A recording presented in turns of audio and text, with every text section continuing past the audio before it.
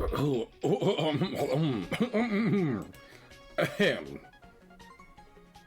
have nothing to say. I just, loudly clearing my throat. So, good place to start stream. I should start work on comic because I'd like to get it done tonight. And if I'm being honest, I didn't even start the tunes. But yeah, if I'm being honest, I don't think anyone's gonna be by tonight in general. So with that in mind, might as well be like, okay, have the place to myself. Well, that's not true in real life, at least. It's just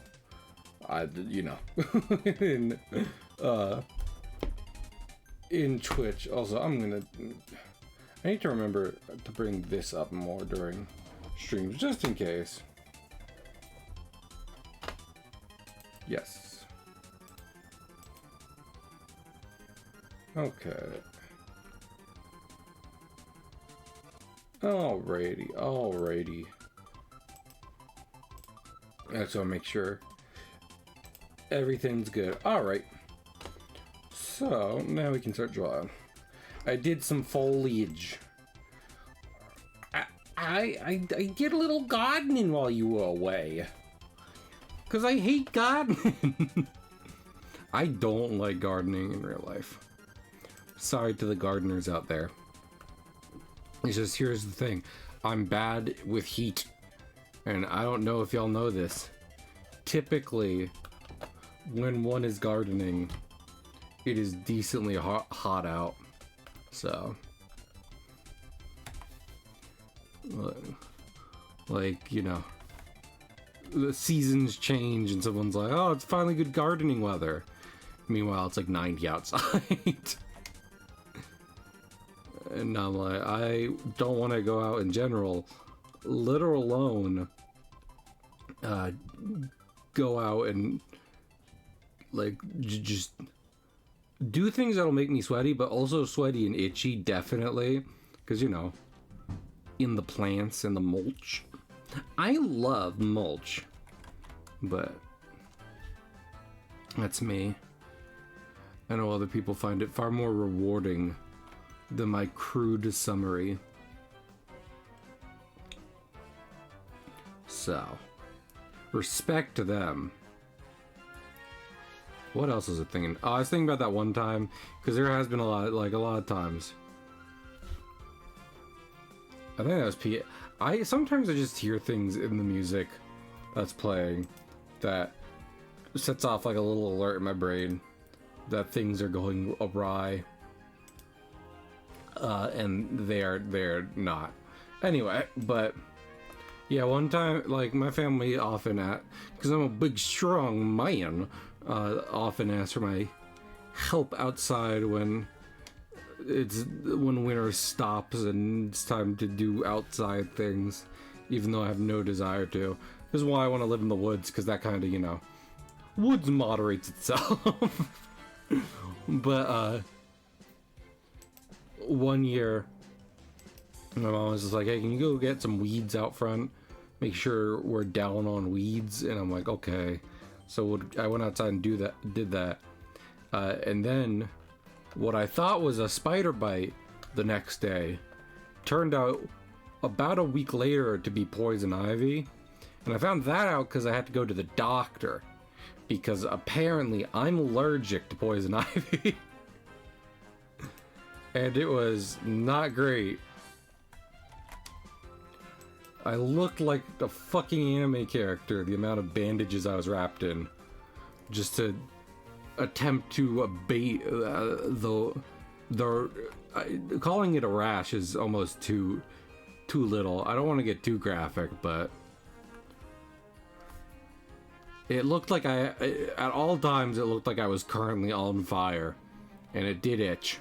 So, no, it wasn't a great time, for sure.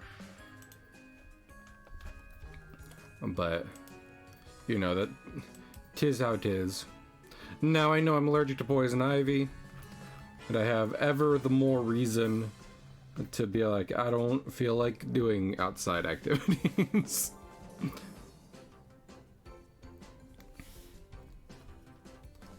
I love nature, but there's a massive difference between like going for a hike, going for a swim, and taking in the scenery, and like uprooting trees and weeds by hand.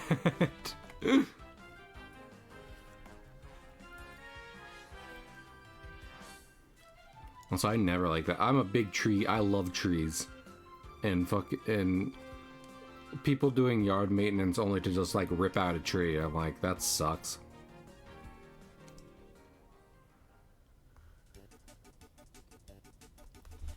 Honestly, I should say it more, but I know that's not going to change anyone's mind, so I just don't. You're like, no, we got to. I'm like, Meanwhile, you will have removed a source of shade that took a decade or more to grow. And you've replaced it with nothing. So. Don't get rid of trees.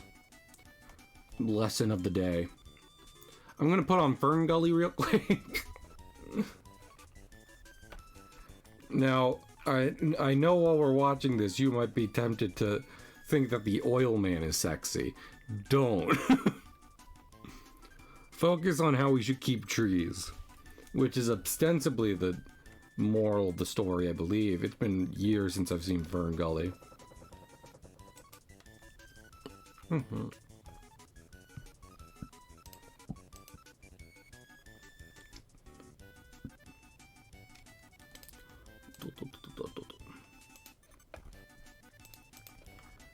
I remember first time I drew this scene, and I've only drawn it like the full scene like once, and I was like, man, I'm an idiot. I have to draw this again in the future, definitely, because it's gonna be Walt and Willie's hideout.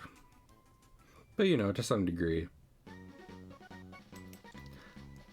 it's like chill, largely because I mean, like I was literally thinking earlier today about how me wanting to do comics faster is not necessarily me wanting to do them sloppier or less detailed. If anything, the opposite. And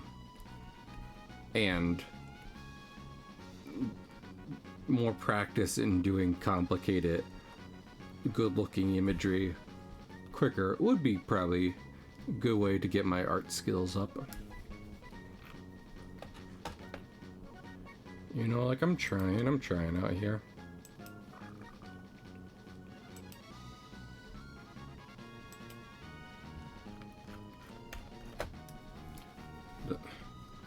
Also, I just realized, like, Greek columns typically have bases, like, you know, like bases to them.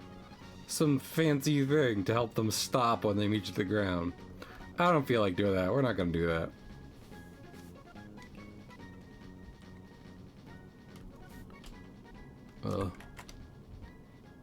I was saying at the end of last stream, I need some Cahill alone time. That has not changed. The only thing that changed is that now it's been Tuesday. I've gotten through Tuesday. So I still have to go through work tomorrow, Thursday, Friday. I am hoping it gets somewhat easier as the week goes on. In part just because looking out at it, I think, legitimately, a good, like, at least work, fingers crossed, chills out over that period of time. So, with work getting easier, hopefully, no other surprise. I was saying about having a place to myself, and that is true tomorrow night. So, I also work later tomorrow night, so it's not like I have hours. Do not have hours on end. Just a bit of time to lay in bed and play Gravity Circuit because I start picking it up. No spoilers, but man, Mina was a depressing game. And I don't want to hold that against it in a lot of ways, because its ending isn't like totally like bad. It's just kind of a way they presented the ending. I'm not even wholly against it. But just compared, I think they could have done something, a similar tone, while not making it so totally different from Shovel Knight and how upbeat that that game and its expansions were. I think there's a world they could have leaned a bit more towards that than what they did, especially in some details. So, like I said though, is worth playing. $20, steal for 2D Bloodborne.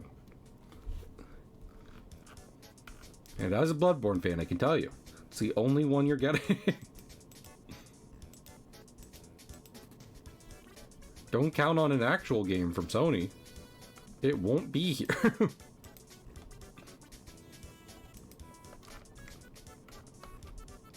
I was thinking of dearest Miss Penny Snapcube has gone on record by saying like she hates when people go to an old video of anything. It's like, well, that aged like milk. And I get that. I don't feel that way. And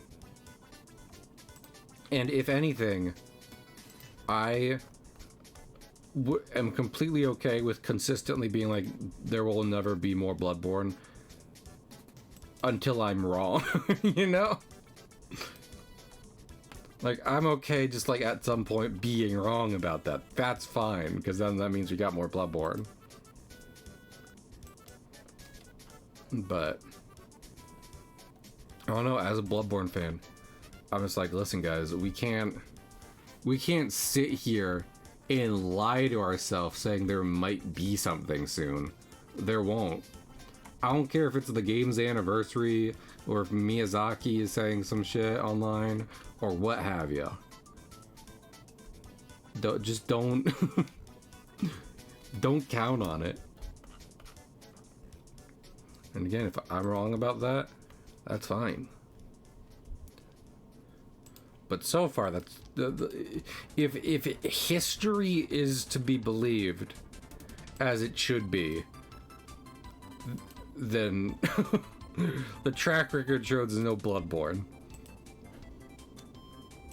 I mean, technically, you could say that for a lot of games, because like if we expand that out to all history, then you know, most of history goes by without any games happening.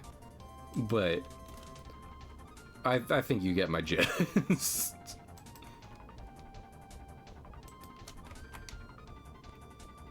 But yeah, so I started up Gravity Circuit, and it is really cool. I only played like the first 2 stages so far.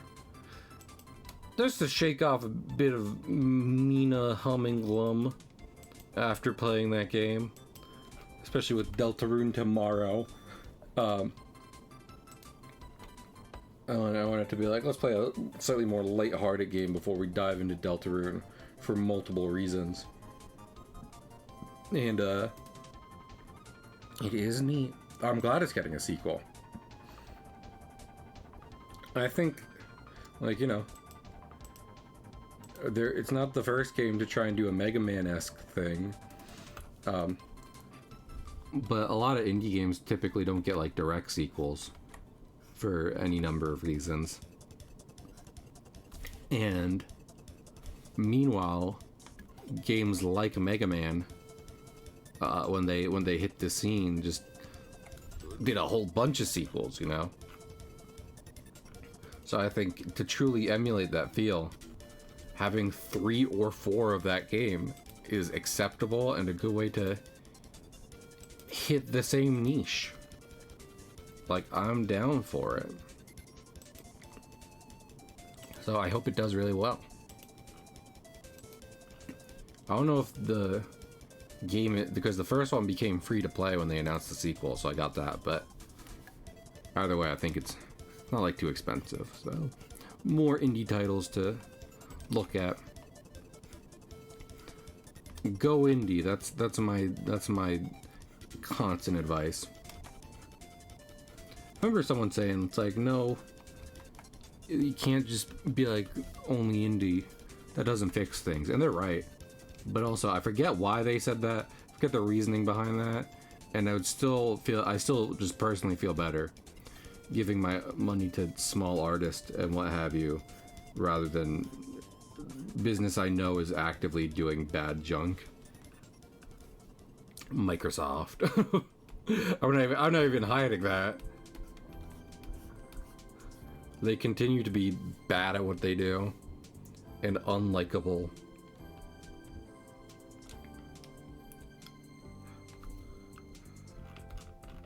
I'm not afraid of saying it because it's hard for me to think of anyone, including some folks at Microsoft, who would be like, hey, that was uncalled for and unprofessional. I think most people would just say it's true.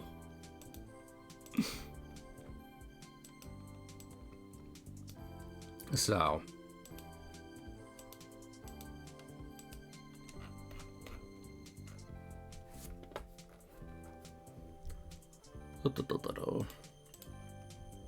Yeah, and then on a similar vein, Disney announced like a new movie today, and I was like, I can't.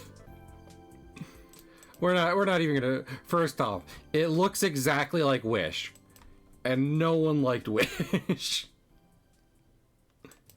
And then second off, even some of their bestest classic work would be hard to enjoy in the modern day, like if they came out right now, while you ignore all the other junk they pull. Also, I did a mistake. There we go. So yeah, I'm not holding my breath on that one, shockingly. I do just need to watch more movies in general, including, I don't know, maybe some indie stuff. It's weird to think, I guess Backrooms wouldn't count as an indie film because it was backed by a studio, but first time director and stuff, it gives it that kind of feel where it's like small time artists making their vision. So it's just that A24 decided to bank on it. So Iron Lung, on the other hand, there we go. That would definitely be indie. Markiplier made a whole ass video being like, I can't stress enough, I'm the only one, I'm the guy making it, just me. Putting it out in theaters, that's me too. Hello everybody, my name is Indy Jones.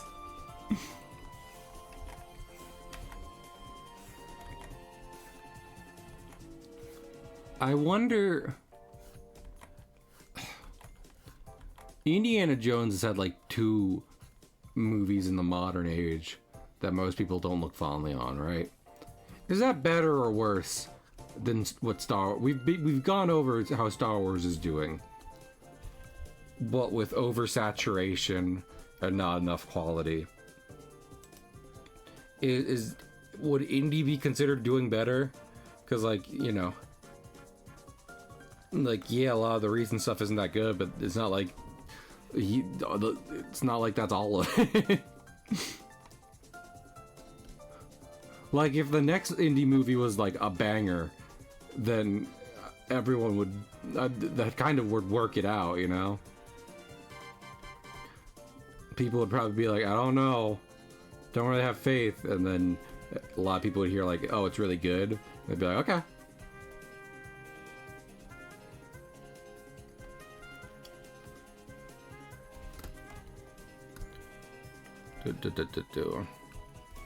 I will say, because, like, I've gone on a lot about, like, how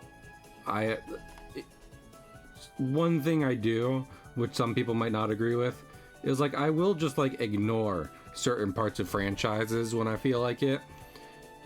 because to some degree, you know, a quote-unquote canon movie isn't actually made by the original creator.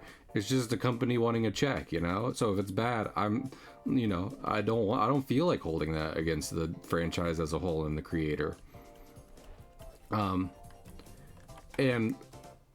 with that being said, it just occurred to me, I don't think I can really do that with Star Wars.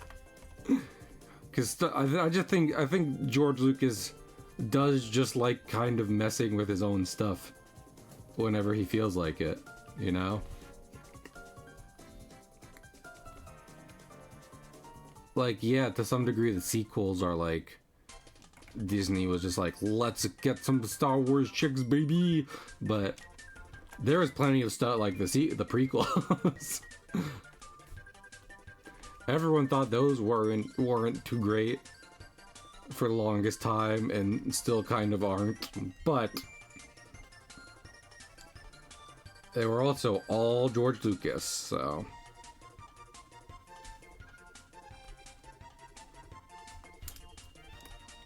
I can't like discount those, being like, no, the studio made it. No.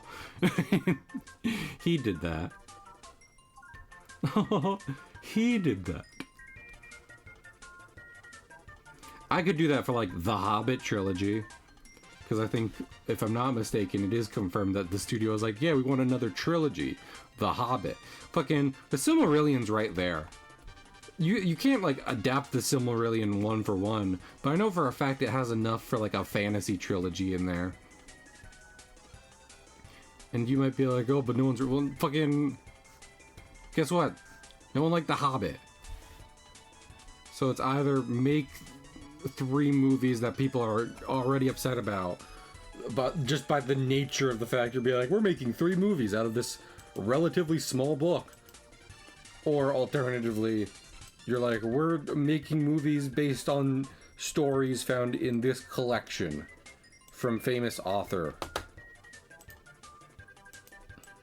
That would also ask for like certain money commitments though, because then I'm asking them to just make another like Lord of the Rings. And no studio feels like making actually big movies these days, so.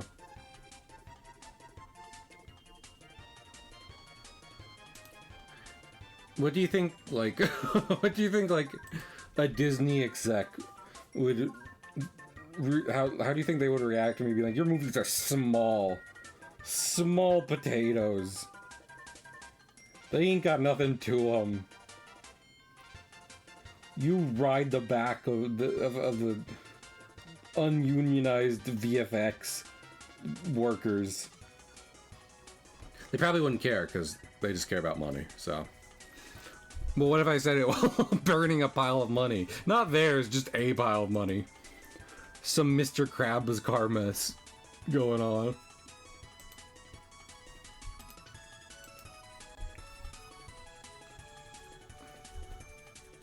I was saying that in the day. I often say I hate money. And that might seem like a contradiction. Especially because sometimes I'm like, hey guys, I need money. But that, I mean, if you point that out, that's kind of like that, well, you know, the comic. Yet you live in society, you know? I just really try not to let it rule my life. Sometimes I need it to live, but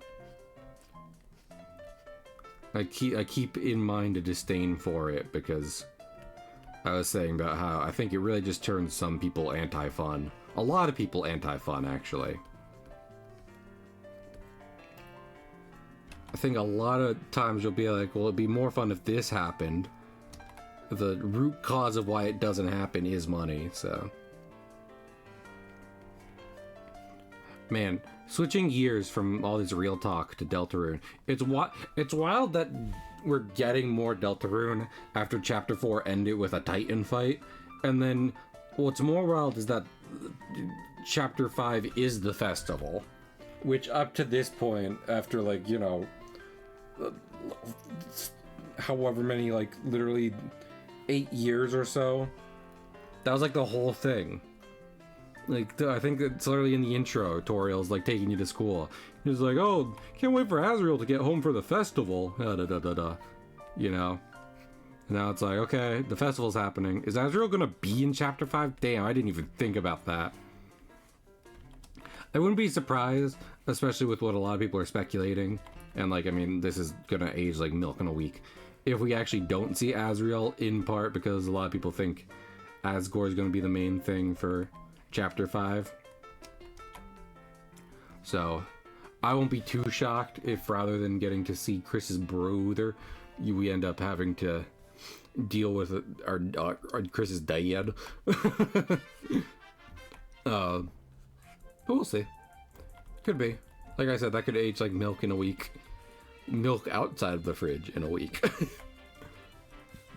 And what have you. But maybe, you know, because like Chapter 3 was pretty quick about just getting to the point. There was no messing around from where Chapter 2 left off after all that time. So Chapter 5 could literally just be like, oh, here's Azrael, here's the festival, let's go. I do kind of doubt it though, because isn't the festival like a multi-day thing? They've already said in game, and then a newsletter put out by Toby was like, yeah, there's gonna be lighthearted before we get to some real shit in 6 and 7. So with that in mind, I wouldn't be surprised if maybe at the very end we see Chris's brother or whatever goes on, but not throughout the whole thing. I imagine we're not gonna. There might be a like. I wouldn't be surprised if Chapter 5 is longer than like, you know, I don't know what the longest chapter so far would be. I think maybe Chapter 2 or 4. But yeah, definitely around that length. Just because, you know, this is like a standalone and a kind of big one after the double chapter release of 3 and 4. So, and I think they'd already confirmed they had been working on this for a while. Before 3 and 4 released, so it is. I would not be surprised if a chunky chapter awaited us, and then we'll see if at the end they confirm the release dates of 6 and 7. Whether that's going to be next year, kind of like how this one was, or if it's going to be, or if it leaves us on a cliffhanger. Or if they're going to be separate and we just know when 6 is coming out. Maybe. Could be.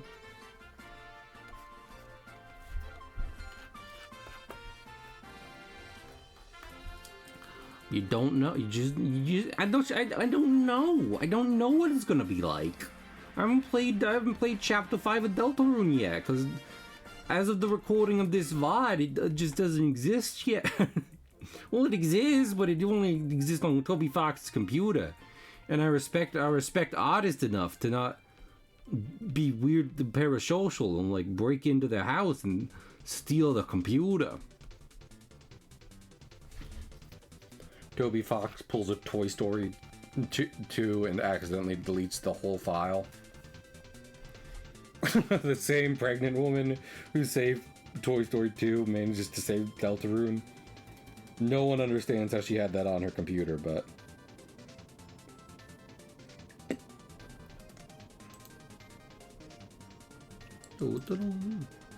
Man, I do kind of gotta hurry up here.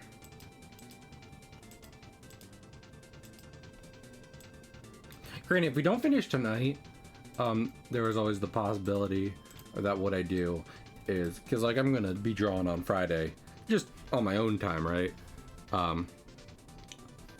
So then like something I can just do is, you know, like not tomorrow, Thursday, we just start the new comic anyway. And on Friday, I just take the time to finish both up with whatever they need.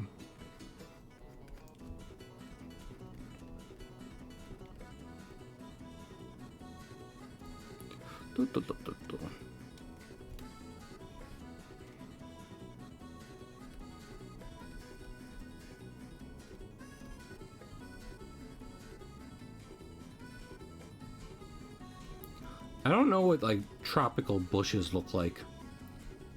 I mean, if I'm being real, they probably don't look like anything, because I think technically, if we're speaking tropics, a lot of times when you're in a jungle, the schmutz obscuring your vision isn't low to the ground bushy foliage. It's just, you know, what's the thinking of? It's just more trees. Trees stacked on trees. You can't see the forest through the trees because the trees are like. I know what that means, and I can understand why it's a saying, but now that I think about it that way, it's very funny to think about. Can't see the forest through the trees, man. Yeah, the trees are in my way. What do you want from me? I can't see shit past all these trees. There's a lot of them.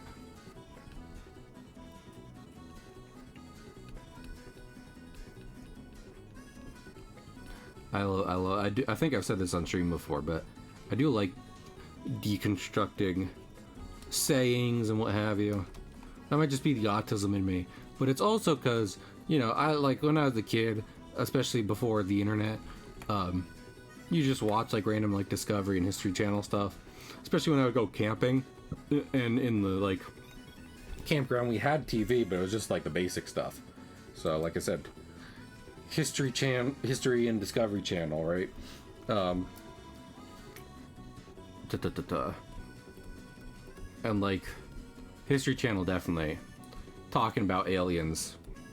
It's like the idea of communicate, like the golden disc. I don't know if that was on. I definitely probably heard about that on History Channel first.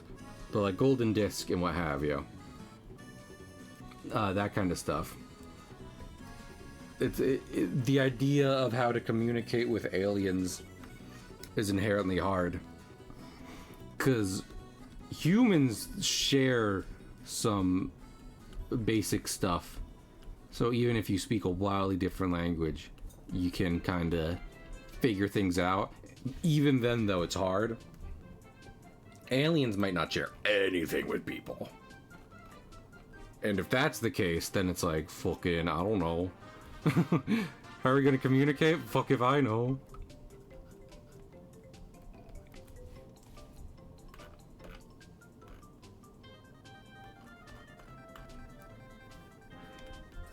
So sometimes I like to think about how to break down sayings and ideas into their most basic forms, because who knows, you know? What if I did have to explain it to an alien? What if I met an alien and they're like, listen, it is imperative you help me understand as much human stuff as possible from the most basic level, because if you don't, my people will destroy the earth and everyone on it. And I'll be like, well, I'll try, but you know, win some, lose some. And then I grow close to the alien becoming their friend. They're like, I'm sorry, man. I wasn't telling the truth. My people aren't going to destroy the earth. It's just a study for a test. And then we have a falling out. And then we both kind of have our own, like, mini emotional arc. Like, our own little side thing happen. At which point I decide to return and help the alien pass their exam on Earth culture. We're friends at the end of the day, me and that alien. What's their name? I don't know.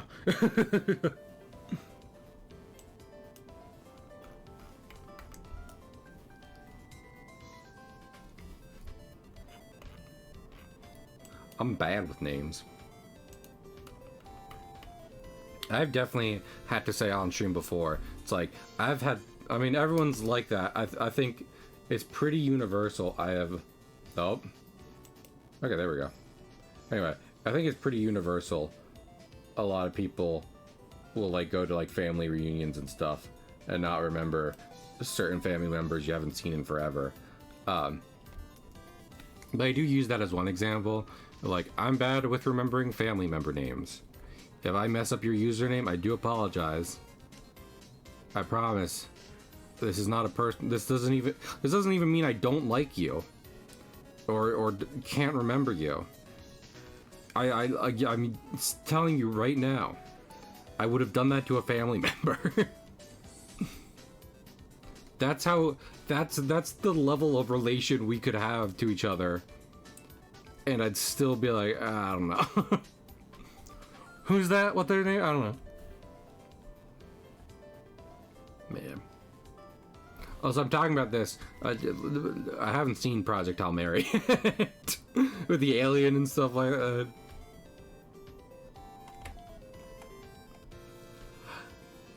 You gotta wonder, and maybe the movie does a good job breaking this down. I could ask Asia because they have seen it.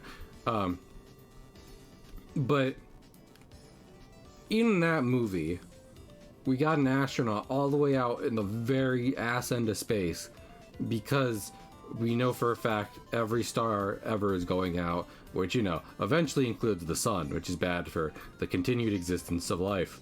So we're like, go to this part where we're pretty sure stars are okay, find out why, etc., etc.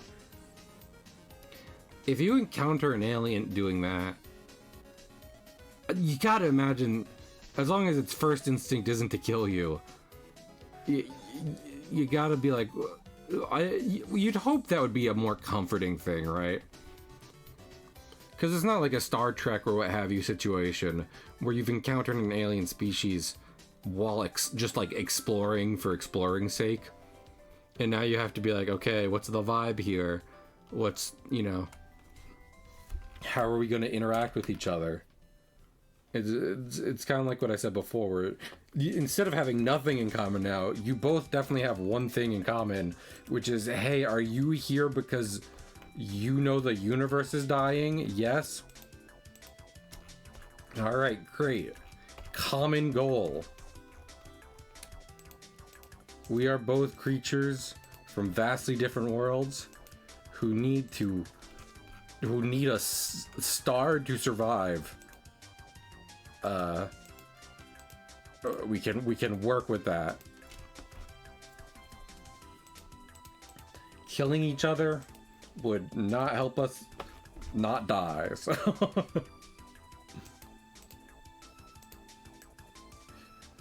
it's not. It wouldn't be like, you know, it wouldn't be like a gold rush or whatever kind of thing. It wouldn't be like, get out of my way, I'm getting that star. It's a star. If everyone needs one star to live, then like you could probably literally have, you know, like 2 planets orbiting the same star and just never interact with each other.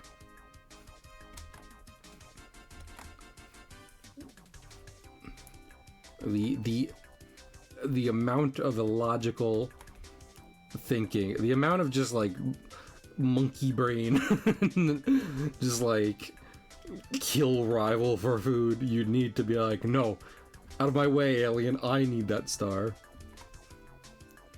You hope we wouldn't send someone like that into space, I'll tell you that.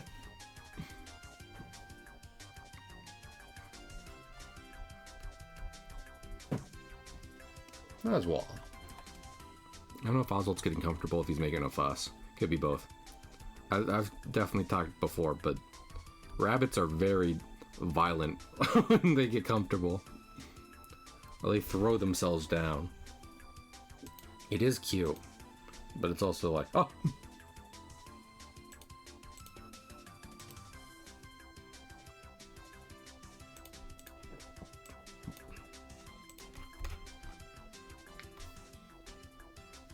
Okay, I need to put a rock there.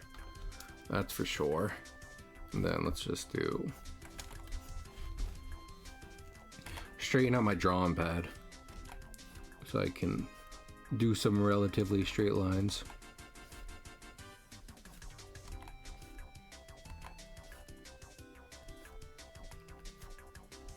Yeah.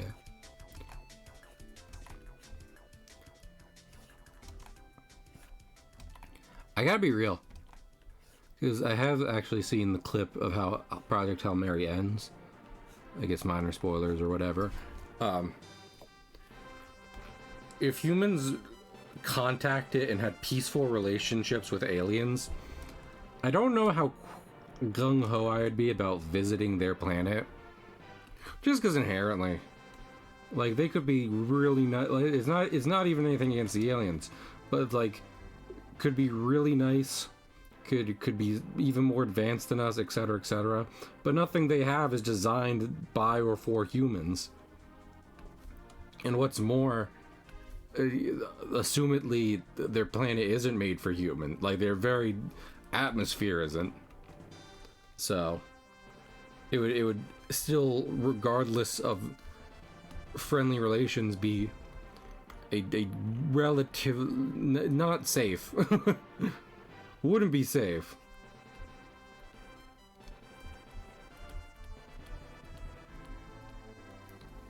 So I feel like maybe I mentioned Lord of the Rings earlier. Maybe Lord of the Rings style. It's like, well, I'm old. I should go there before I die. But I'm gonna die anyway. Might as well do it seeing an alien planet. Seen it on the hollow cubes enough.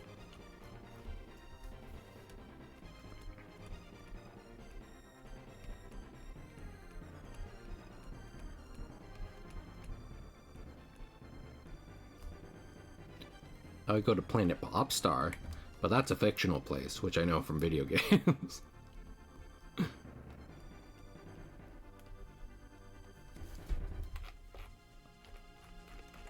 That's unfair to real aliens. I just you gotta admit, whoever you are, if aliens were real and you saw them like on the news and etc., etc., there'd be like a part of it that's like unsettling, again, no matter how friendly they are, just because I don't think humans are used to like a creature so different from us being really equally intelligent. So if there was like especially if it's like a big spider alien, then it'd be like, oh, this is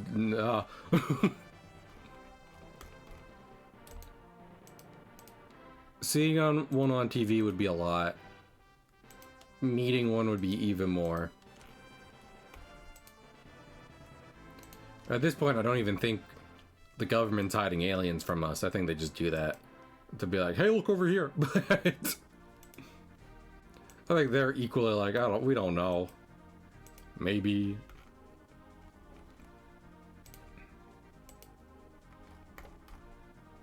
I wonder if, you know, the whole thing about New Mexico, Roswell, all that, Area 51, etc., etc.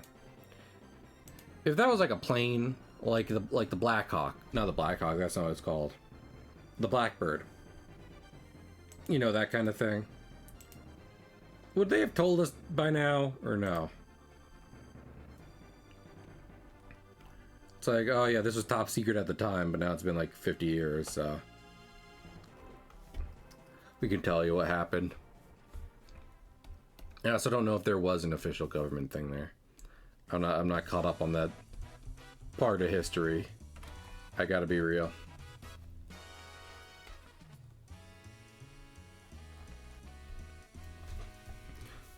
So I could not tell you.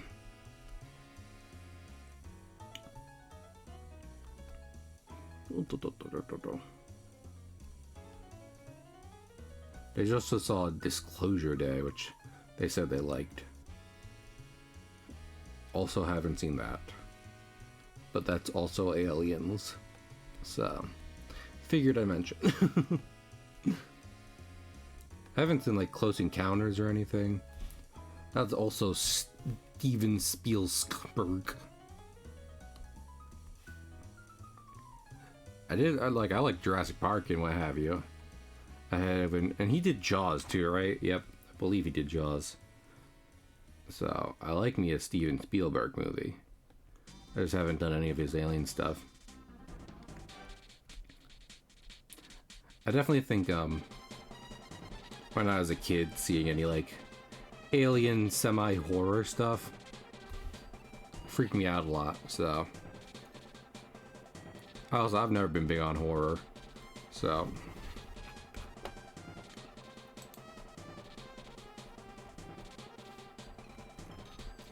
makes sense. But that's probably one reason I've ever been like, I gotta see Third Encounters.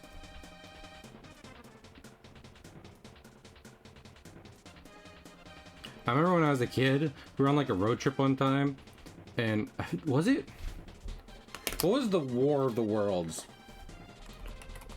War of the Worlds 2005. That would probably be it. That'd be about when I was a kid. It was also Steven Spielberg. Yeah, that was on in a like a hotel we were staying at, you know, one of like the just channels they always have playing.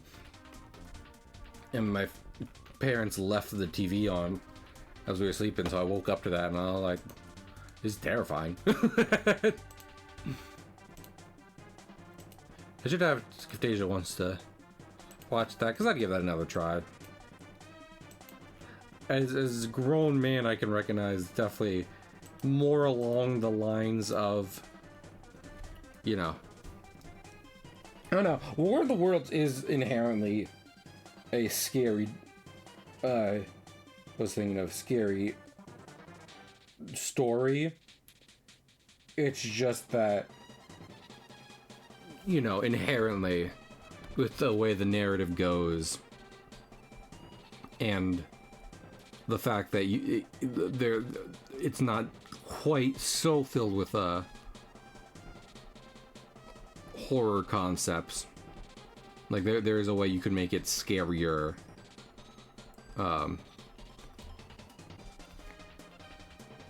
That kind of stuff. It never goes full on there. But unless I'm mistaken, for a lot of the original narrative and many of the adaptations, you don't see the aliens, which is like honestly a good way to execute that. Because why would they leave their little ships? Yeah, they're not little, I guess, but still. It's like they're doing fine in there. Getting out would be stupid, and it was. Stupid aliens. I don't think the aliens were actually like allergic to water. I think it was just Victorian London, which famously had dirty ass water. Also, I know they weren't actually allergic to water. It was a bacteria, but funny to think about. Was it in the air? Was it literally just in the air that the bacteria killed aliens?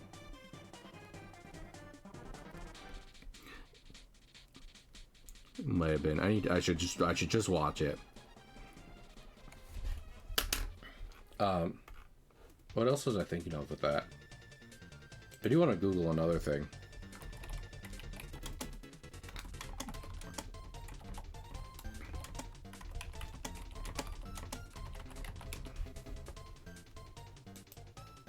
There was just one art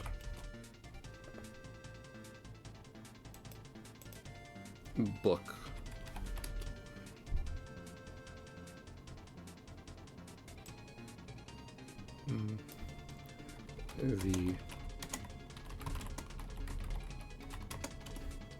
Let's see, because there was just like there's this one Winnie the Pooh. I'm just gonna like fully make my thing bigger here. Winnie the Pooh. Maybe I could look up Winnie the Pooh alien art, because it was in like a Winnie the Pooh art book that my family had.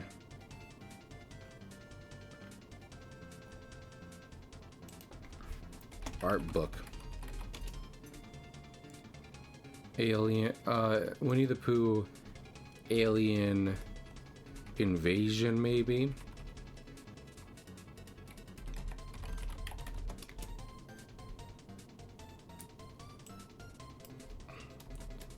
Art. Winnie the Pooh. What about tripod? I found it once before, but I mean, oh,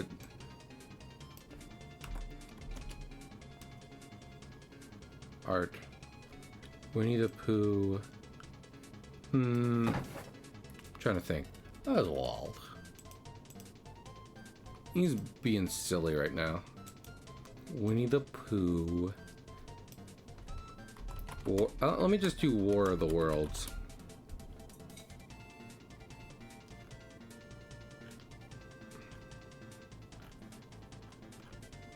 No, that's not it.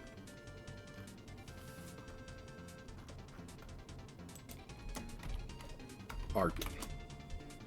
I don't think just repeatedly typing in art will get me there. But I don't know, it's a cool, honestly, it was a little spooky as a kid, but especially since, like I said, I was already a little scared of War of the Worlds to begin with, but Disney art book. Let me see it. I remember it might have been the art of Winnie the Pooh. I thought it was like a big blue one. That might have been a different one. 2006. Okay, so probably. I'll get back to my own art in a second. Listen, the art of Winnie the Pooh art pieces. Let's see.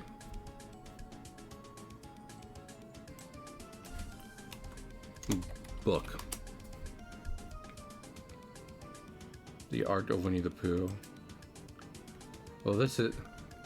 Maybe, it was definitely a Disney book too. Disney, the art of Winnie the Pooh.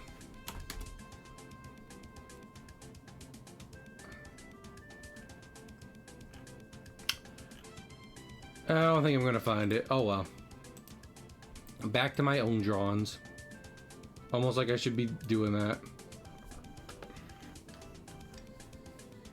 Also, I think this is relatively done. I'm gonna add a little something here.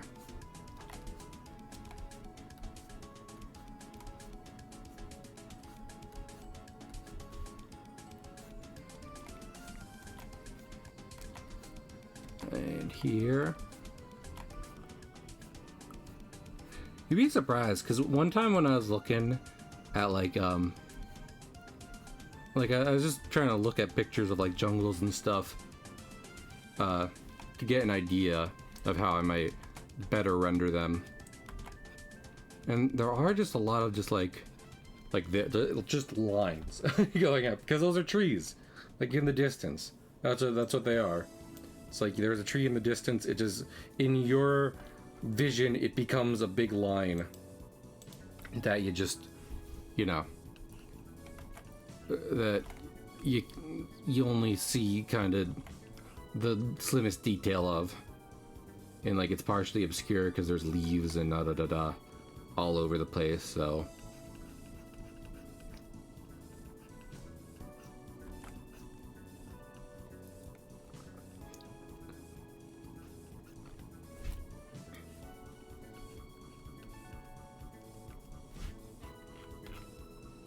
there we go. That's good. Okay. Halfway through stream, we can move on to the second panel finally. Stream and a half.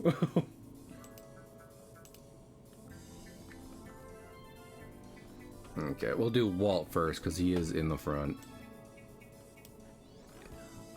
Is Walt's not facing this way in the reference image, is he? No. So I'll just do my best.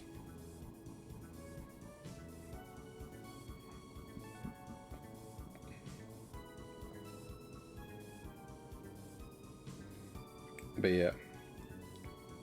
I gotta get back up on my soapbox, but I will say, stuff like what I was just doing where I was trying to find a random ass piece of art, Winnie the Pooh drawing I saw when I was a kid, is one reason I hate AI.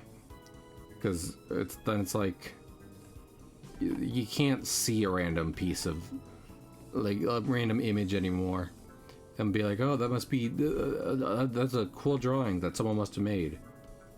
Who was it? What's the story here?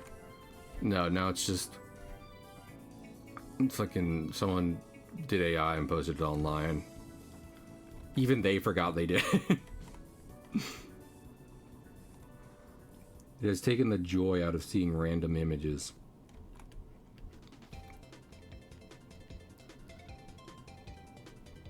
But like I said, I'm not trying to be on my soapbox or anything. I'm just pointing that out.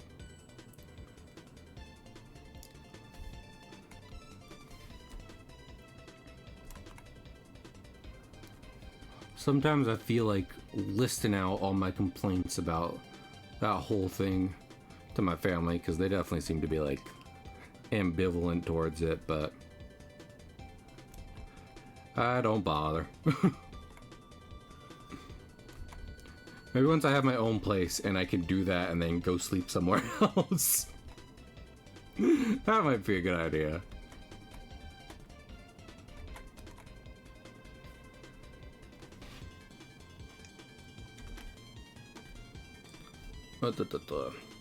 Hard.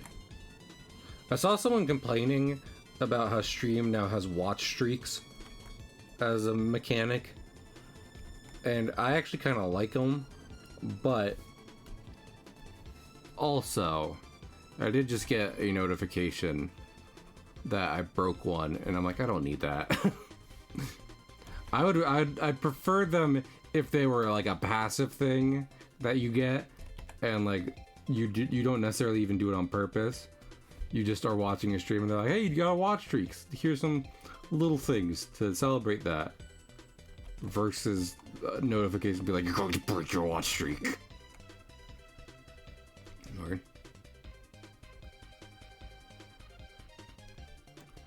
You know, I think about how, somewhat related to me complaining about AI and what have you. Think about how Duolingo fumbled the ball. Because all they had to do, they had good marketing already. All they had to do was just be a decent, like, language learning service. Not even, like, the best. Just okay. Just not give people reasons to be like, yeah, don't use that, it's bad. And they messed that up. If they had if they had just been like the other average learning services, people still would have gotten it because they would have been like, haha, funny marketing. But oh well, no skin off my back, that's for sure.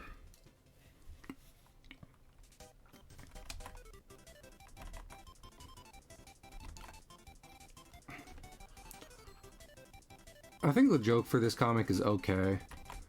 I'll have to think of how to kind of lay out the text boxes and what to do with all that. But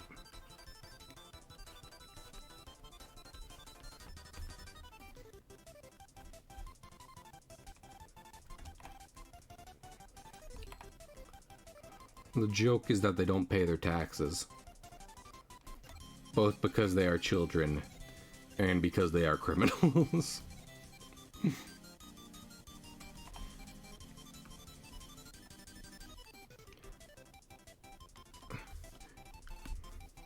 You know, not every comic has to be some super well thought out character piece, but also, alternatively, if you see this as a jumping on point for the series, I would put forth this is a good comic to show people how much the brothers do not care about law and or order.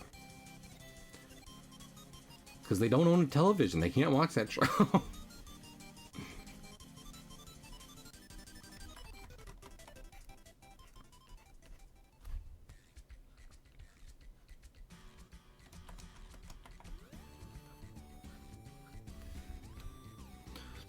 Ugh.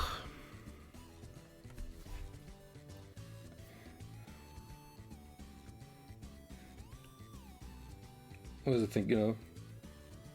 It definitely doesn't help that whole, like, I want alone time thing. That not only do I still have work tomorrow, I also have responsibilities at work tomorrow, which is like, I'm sure, and I'm sure plenty of people who've had a job can relate. You like at some point in the week there's an extra thing to do because I don't know, it's that part of the week. Because the world moves in cycles, and this is part of that one, the weekly one where you have stuff to do at work.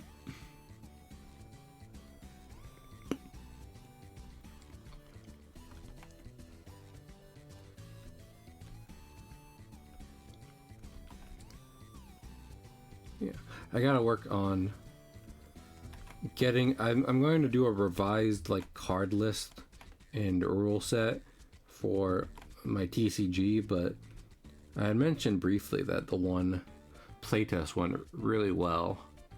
So after doing that, I think I'm going to go on to making a book and write stories with that card game. Because honestly, you know, at the end of the day, I was kind of explaining this to the people I had playtesting, because they were like, yeah, you should do, you know, you can change the story, but it might be good to make sure the game's more ironed out first. And to some degree, I agree, but that initial playtest was a very strong proof of concept.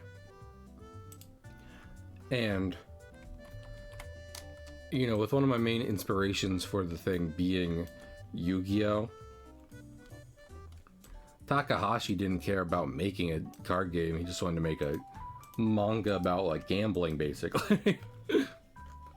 That ended up becoming card games. And that went pretty well, all things considered. There's, you know, there's lots of... I would argue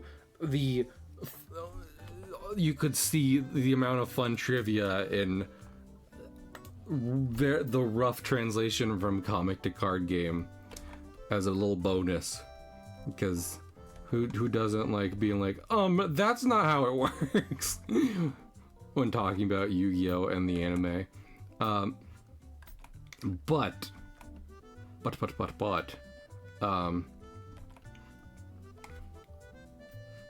But yeah, so I think having one solid test run under my belt, as well as my own time I've taken to really hammer out the idea of the game, means that putting it to pen would not be a wrong move here.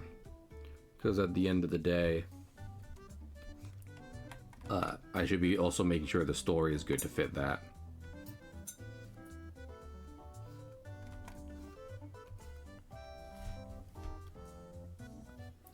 Plenty of other... I don't know. I don't even want to say my thing is so much better, but it's like there's lots of shows and what have you that do it the other way, where they make a game or a product and then they take time on that and then they just kind of crap out a show to sell it, to advertise it. And neither of those really turn out amazingly. Like it never goes quite gangbusters the way those folks would want, I'd have to imagine. Considering we're not drowning in like 3 different versions of Yu-Gi-Oh! By different people. So with that in mind, I think the effort I put into it so far is alright. And then from there, making sure the story is good. It would be worth it. Especially because in that short playtest, we even had some really cool things happen. Like some cool turnarounds and gotchas. For the, was thinking of. In the games we played. Which is definitely the kind of thing you want for a card game you'd be putting into a story. So having cool and fun stuff like that happen in one playtest, it was like, okay.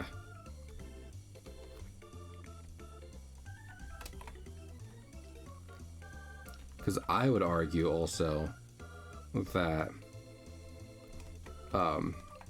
there's very little in a way of wanting to change the structure of the game, which is helpful. Because what that means is that maybe if there was ever a physical release, what would have to change is like card effects and text and, you know, etc., etc. Which is fine. I think, you know, Yu-Gi-Oh! Has faced that problems as well, but I think it's completely fine to be like, in the anime, this card does this, in the real world, it does this. Right? I'm chill with that. I'm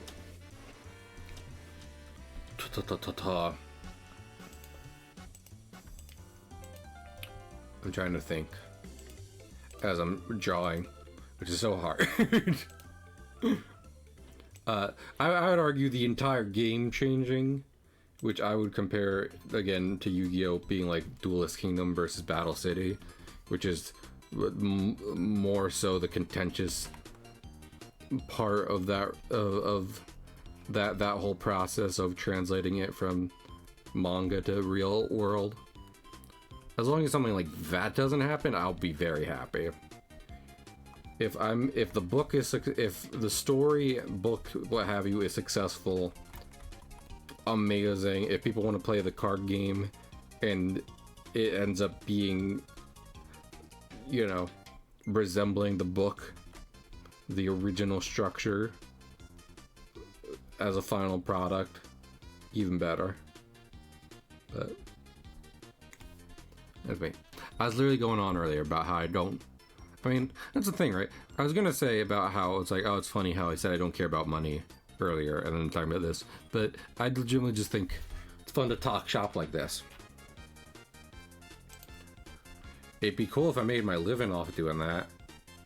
And I would kind of have to if I was going to go from making a book to making a card game based on that book. But again, I don't want to be living in a mansion from that. I just want it to do well so people enjoy it. I want to have made something a lot of people like for a long time. So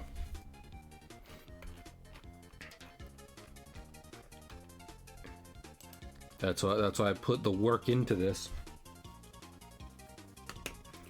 If my only goal was to make a product to sell and make it popular, I probably wouldn't be in art or trying to make a card game, I'll tell you that much. Especially I literally saw a thing be like, it's a saturated market, and I was like, is it? I don't know. I feel like there's like 4 or 5 card games I see a lot of and people talk about as like active hobbies. But even then, I would say in terms of TCGs that are like kind of universal, just like these are the ones everyone's playing, It would just be Pokemon and Magic. And you're like, not Yu-Gi-Oh? No. I've been out there. I look for Yu-Gi-Oh stuff. Not a lot of shops even have it, so. And they especially don't have like retro stuff, which is what I'm always looking for. Stores have retro Magic and Yu-Gi and Pokemon stuff. I know because I've been there, being like, is there any Yu-Gi-Oh? And when I look at the shelves, it's like, you the Charizard. Do you want the Charizard for $300? And I said, no, I do not. Oh my goodness, Pig. Pig, thank you for the raid. 69. Nice, Greg. Let's think, 70. Where are you? Golden Sun. More Golden Sun. Hell yeah. I would say I should get that, but I'm already... I already got... Even as I'm actively making my way through Final Fantasies, I still have too many RPGs to still play, so... Nikki, I can't believe you would do... I just showered, Nikki. Try not to be stinky. Yeah, welcome on in, Raiders. If you don't know me, I'm Cahill. I'm an artist. Currently working on trying to make my comic. I hope you consider hanging out a bit as we do that here. Cursed to stink, that's probably true. We're all cursed to stink in a way. Thus is how smell works. Yeah. I was just talking about my TCG because I just had my first playtest and it went pretty well. And from that, I am thinking about how to move forward in making it putting it into a story, a la your Yu-Gi-Ohs and what have you, because that was the original intention. Not even to make a TCG to sell outright, but to put it in a story.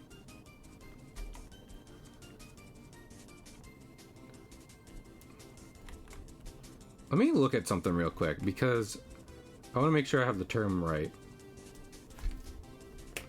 Is it...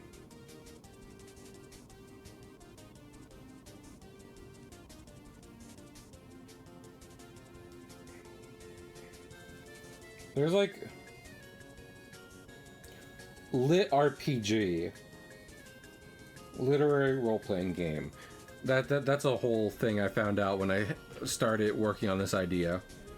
Where there is in fact a subgenre in fantasy specifically about the world working along the within the systems typically found in games. Not even that the world itself is a game like your isekais, but rather that just the very methods by which things happen are game adjacent. Long ago, Egyptian kings played... Well, you forgot the best part of that quote, Trom. Long ago, when the pyramids were still young, Egyptian kings played terrible games of great power. But these shadow games threatened to destroy the entire world. I can think that the Yu-Gi-Oh dub is not good, and we should have long moved on to having more official releases of the sub in the West. But that being said, very little of my critiques have to do with the voice performances. So.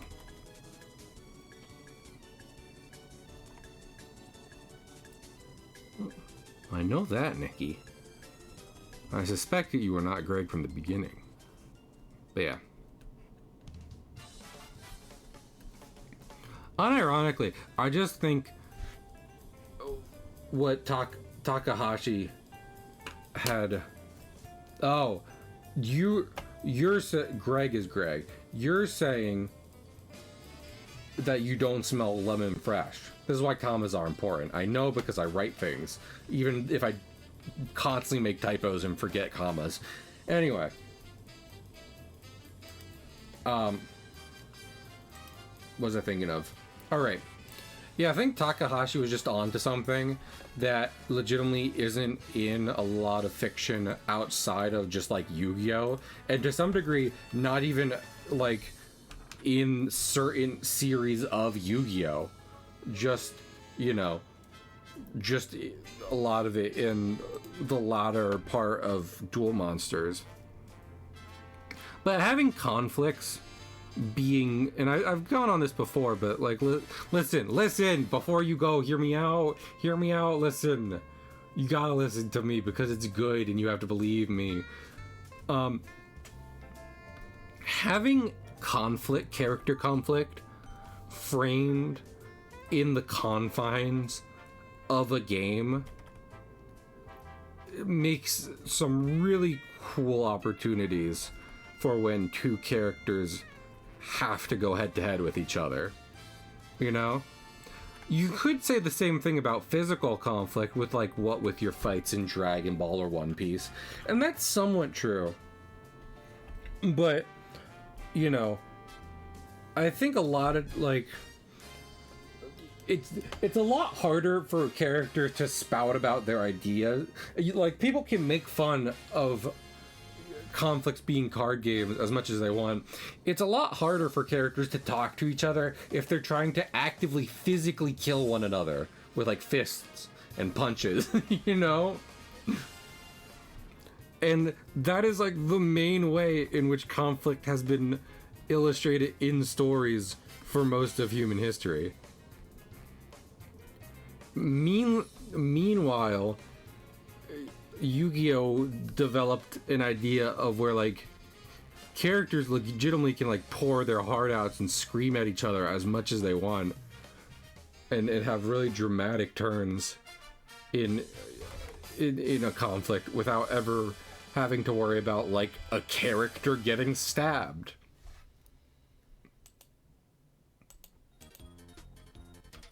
So epic their battle has been.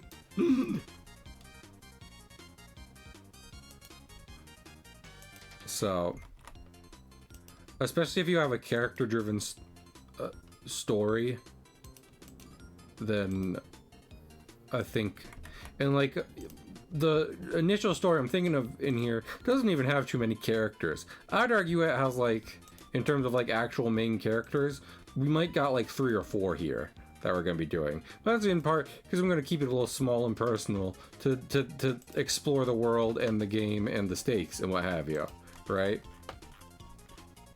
But even then, I think the possibility for juicy intrigue with that is incredibly rich. Not to pat myself on the back here, because like I'm literally saying I'm fucking taking this. Also, hello? This is not, no. There we go. YouTube likes to mess with my stuff. Dora monster, Dado. But like I'm literally saying I don't want to say it, because like that's the other thing, right? That's the hard part about it and what I've been stuck on for like the entire year. How do you do that and it not be Yu-Gi-Oh? I'd imagine a reason a lot of people haven't done it is because it's Yu-Gi-Oh. You couldn't make Blazing Saddles today with the woke going around, because you would hand the actors a script and they'd be like, hey, this is Blazing Saddles, it's already a movie. That's what it's like with Yu-Gi-Oh. You hand someone a story you've made about characters playing card games to solve their issues, and you'd be like, that's Yu-Gi-Oh.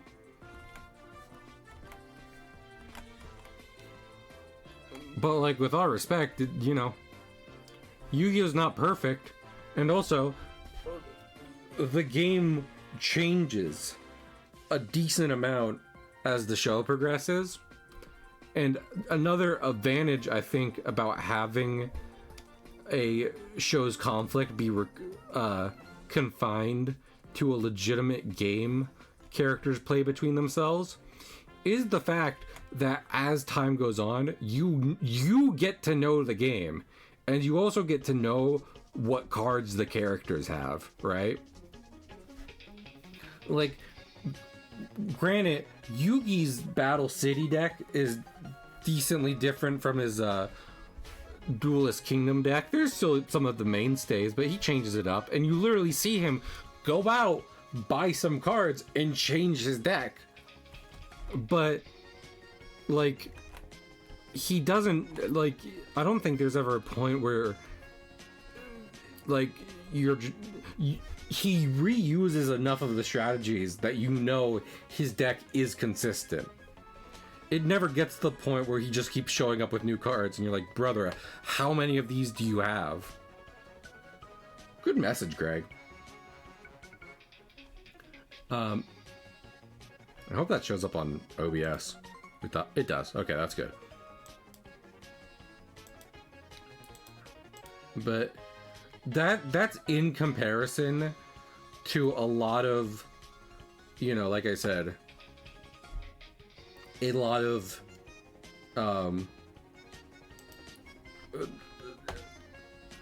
fiction where the conflict is a physical fight, and what you either need is, what either ends up happening is a lot of the fights are very similar,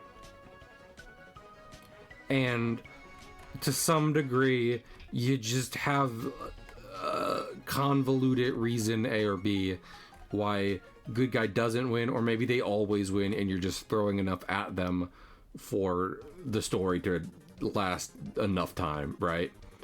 Or every new opponent has a new gimmick which they just kind of used the one time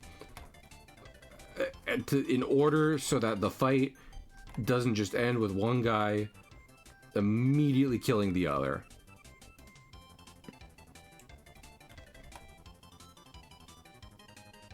Oh yeah, Tron. I mean, that's the benefit of how, this is what I'm saying, right?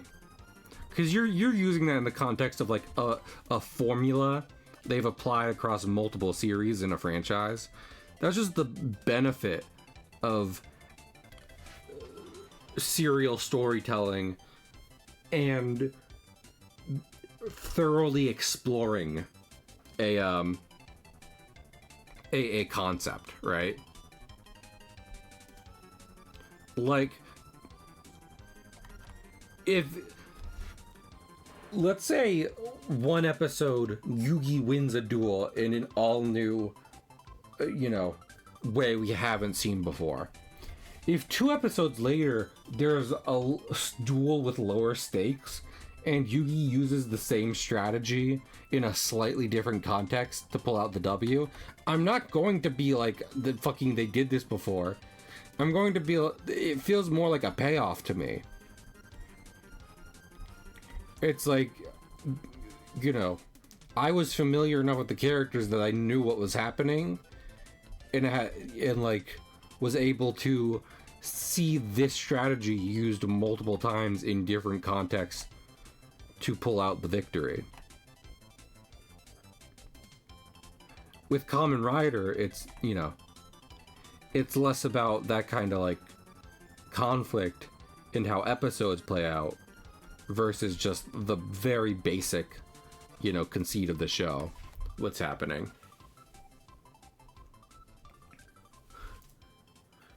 And I mean, it's been around for a while because of that. When you have a solid base to go off of, it's a big help. I mean, hell, I was saying this, and I was talking about how, you know, to some degree, a lot of other Yu-Gi-Oh! Series don't even have these principles I'm discussing. But a lot of people would argue Duel Monsters is not the best anime the franchise has produced. A lot of people would say 5Ds is. And to some degree, I can get behind that. These days I kind of prefer Duel Monsters, but I love 5Ds. And the fact that it came out well after the game had been solidified means that, like, you do get very familiar with how what cards characters use, how they play, etc., etc. It's real good. So, and then, you know, they spiced it up by throwing it all on motorcycles.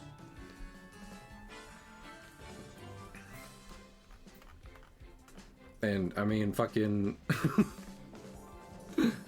people can make fun of card games on motorcycles all they want. I'd still argue it's a pretty good idea. When I was a kid and I learned that, well, then it's Yu-Gi-Oh, Greg, and I still like that. So, but when I learned that NASCAR races are multiple hours, I was horrified as a child. What do you mean out? The same cars in the same oval for hours? Fucking, one of the ways, you know, one of the reasons I learned that, it's because I watched Cars, and during the final race, they have a time skip. That's bad. They have a time skip in the climax because they said no one will want to sit here and watch an actual NASCAR race for that long. And I'm sorry, NASCAR fans, but also conversely, if you sit here and tell me you've never gotten bored of watching NASCAR, I don't believe you.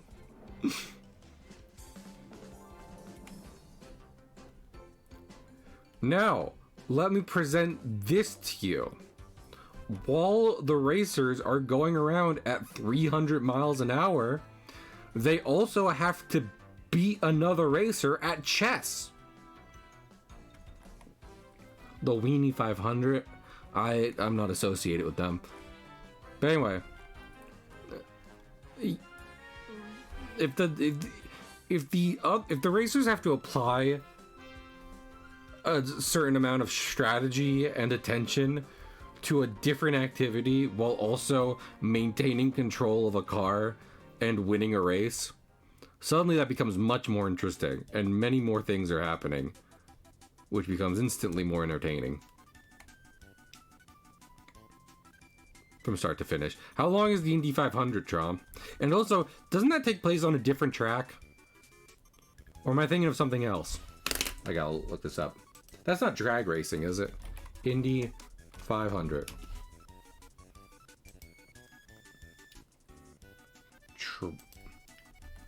Track.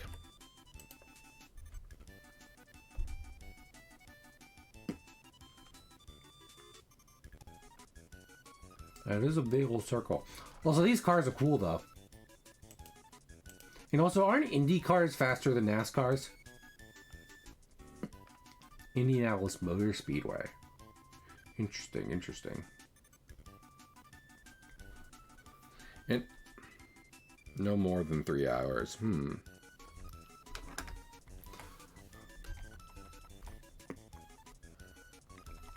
Okay, Trom. But let me ask you, and genuinely, jokes are out of the room. Trom, let me ask you this question.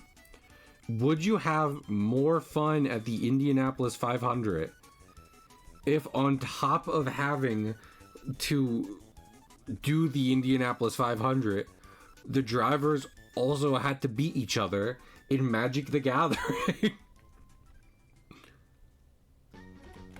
Would you not think that if Trom, be honest with me?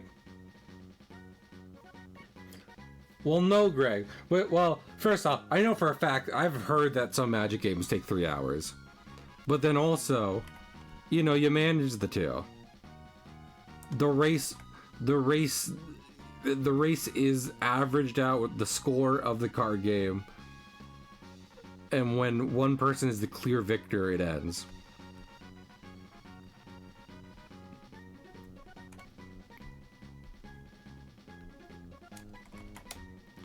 Also, I'm waiting on Pins and Needle for Trump's response. Because I've never actually gotten to ask a real race fan this question. None of them come near me anymore.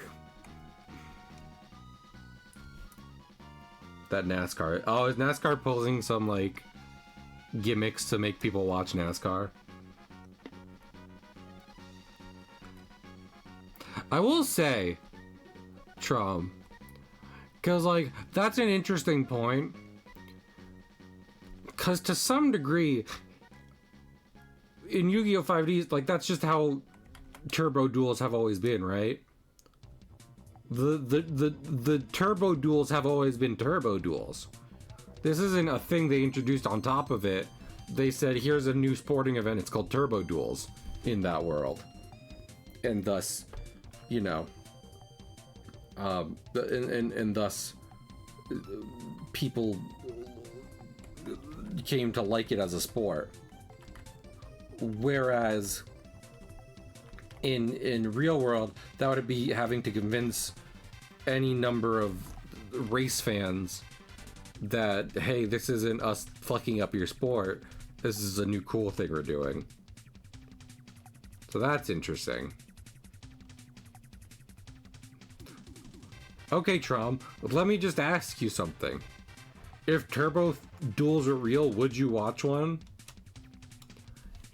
If you heard on the news that, hey, we built a racetrack and we will now have people play Yu-Gi-Oh! On it while they go 200 miles an hour around the track, would you tune into that on ESPN? It is on, they got it on ESPN. That was pretty impressive, you gotta admit.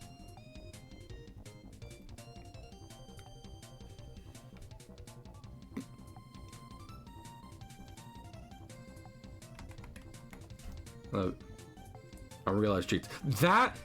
Trump, that I will say, that I've always been behind. 100%. When it's on a real life track, that changes everything. Because that's not, because like, granted, racing in NASCAR is definitely harder than just going in a circle. But again, it is still a circle. So, you know, kind of the same thing every time. On real life streets, like, you got new stuff to spice it up. Maybe a racer doesn't even know what the track is like. That's a whole thing. That I could definitely be like, yeah, let's watch the hell out of this. I've just never, you know. I'm not a sports guy, so I've never been like, let me see on my channel guide when it is. But yeah, no, that you don't have to sell me on at all. That's like, of course.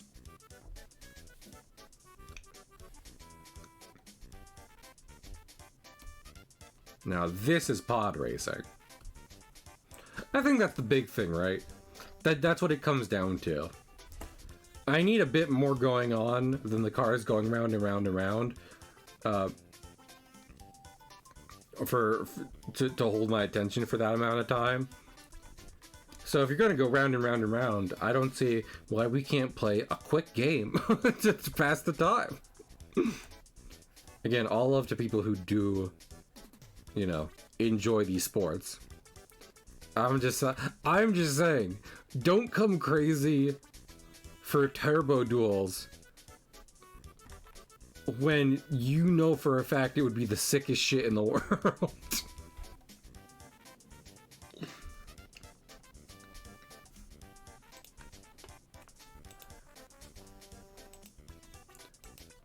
Don't make fun of Yu-Gi-Oh! 5Ds in front of me and then go home and watch what is essentially the same thing.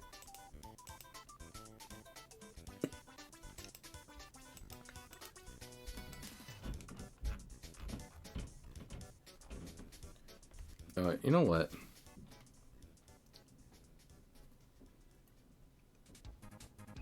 IRL 2. Oh yeah. Well, it definitely would. That's my point, right?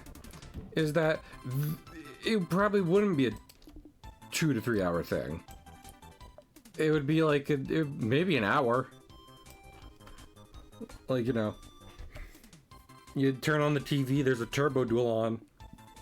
They got like a 2-hour slot for that. Half of that is just the announcers doing like their announcer thing, where they're like, "Oh, this guy's had a really great season," that kind of shit. And then the other hour is slotted out for, you know, seeing how the duel turns out.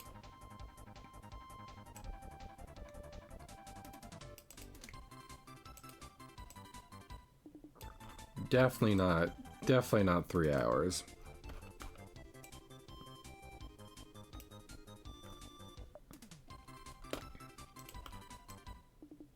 But yeah.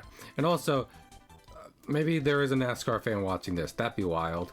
But you might be like, Cahill, I was never making fun of Yu-Gi-Oh! 5Ds. That's fair. And it's not like the initial concept isn't kind of funny in its own right. I do recognize that. Everyone gets one, you know. You hear about Yu-Gi-Oh! 5Ds, you're allowed to laugh. But don't just... I'm trying to watch Yu-Gi-Oh! 5Ds now. Don't keep laughing. For multiple tools is fine. I mean... You got 3 hours slotted out for a tournament, which is happening at 300 miles an hour? Yeah, I'd watch that too.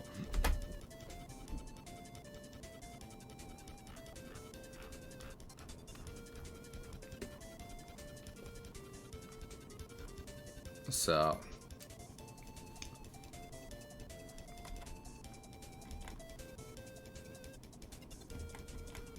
Also, like, you know, I've been saying all this.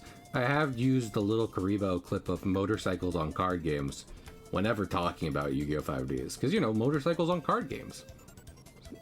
Wait, I got that mixed around. Oops. Well, that's a new thing.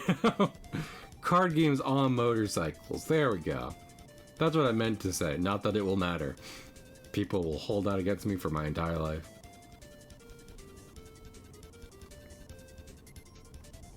Also, I was saying tournament to what Trom said before, but I do realize most competitive card games take place in matches.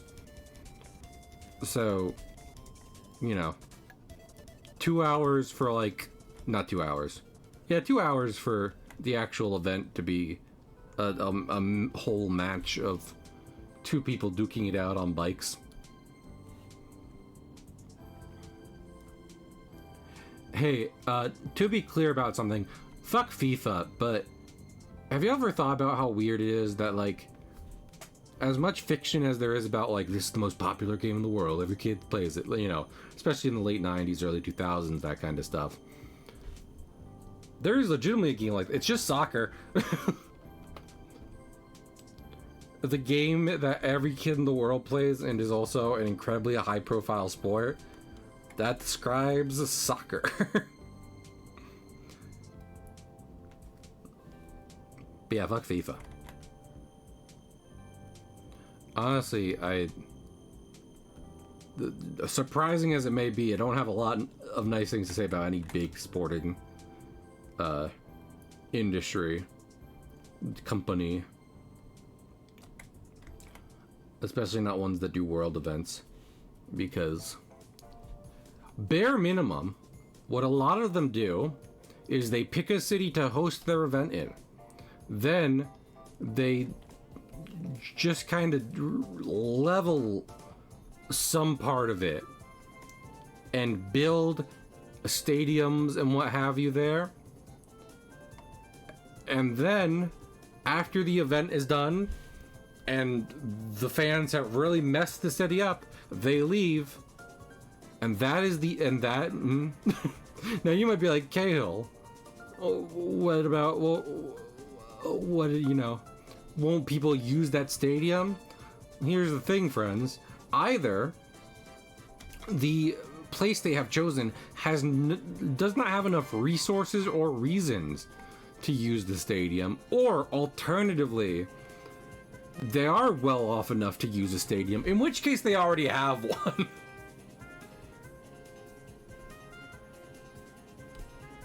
So, and to be clear, that's like the surface level. That's like stuff I know for sure definitely happens. They definitely are embroiled in a bunch of other stuff you could find. And I have not even listed, so just a PSA out there, because I get it, you know. maybe you're feeling that competitive, you know, sportsman spirit in your soul.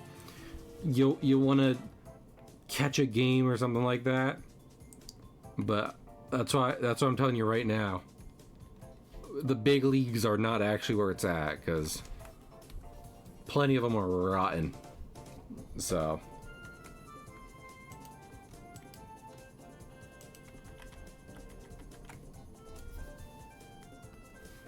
I'm not going to go too much more into that, because again, I'm not trying to be on a soapbox here, nor am I trying to like talk about things I don't have enough knowledge on their own. Exactly.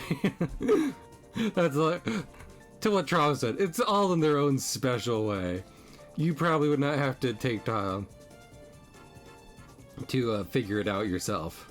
It's just a PS. It's just a gentle reminder. Because like you know, I get hyperfixations. We all get it into our own stuff and are like, let me enjoy this, but I'm trying to tell you right now, don't fall for that trap. Do other stuff. Yeah, exactly.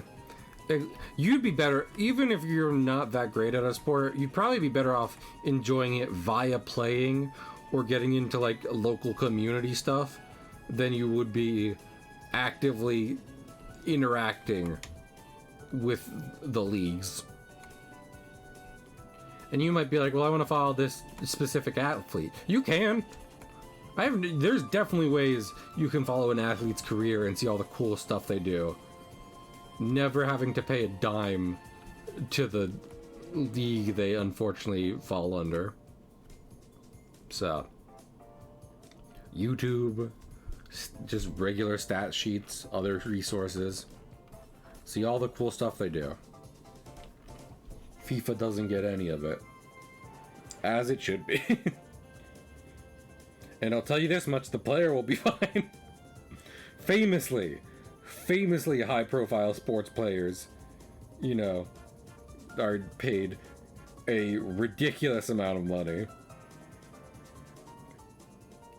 And the type of change that would need to occur for that to stop happening would be monumental. Would not happen because you watched it on YouTube instead of buying a ticket to a real event. That's for sure. There you go. Yeah, you know, I wasn't even thinking about the fact that Traum here is like the sports guy I know online. Traum is the person I see post about sports, and even he said this. So, if you need sports and workarounds for the bad leagues they're in, give Traum a ring in your local pig core today. Shout out, Mr. Pig.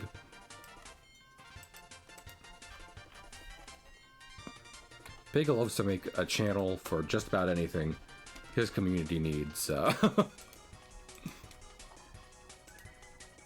He's a sweetheart like that. Me, I'm cold and dead inside.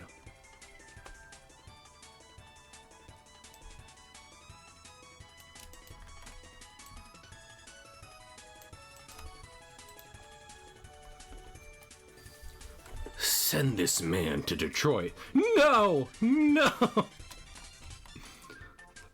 I won't go!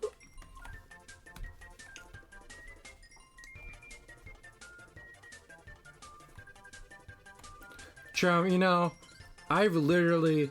And listen, Traum, you're great. I love it when you show up and we chat about stuff. I'm not a sports guy. I've never once in my life talked about sports.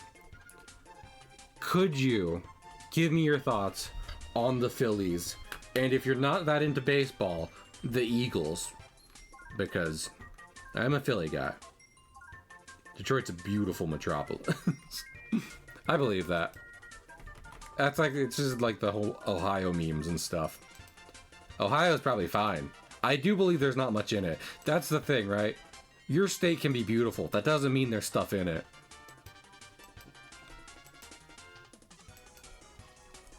Like fucking New York State. Like there's a thing in that. It's New York City. And Niagara Falls, I guess, but That's like the state people go to in America. That is the most state. And even that has very specific things people go to and nothing else. So lots of other states, not a lot. Honestly, New Jersey's kind of packed with stuff to do. Mostly because if you're not at the shore in Jersey, you're probably going to Philly or New York. So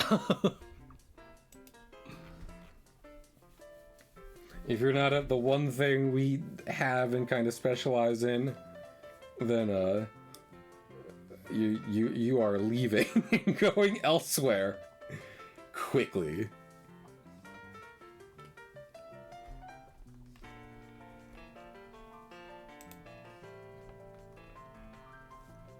But I like Jersey. I would be interested. I wouldn't do like a test or anything because I don't trust those. I need like a genie to tell me because I didn't like living in Florida. And comparatively, I love living in Jersey. I would love for like a magical genie to be like, Cahill, of America's 50 states, this is the one that you would be happiest in. This state in particular would give you the most joy, least effort. Goes dong beam for home run. Oh, fuck yeah, man. Brother, I was used when I was growing up, I was used to the Phillies not winning a lot of games. And have the Phillies won 3? I think the Phillies have specifically just won 3 World Series. How many World Series have the Phillies won?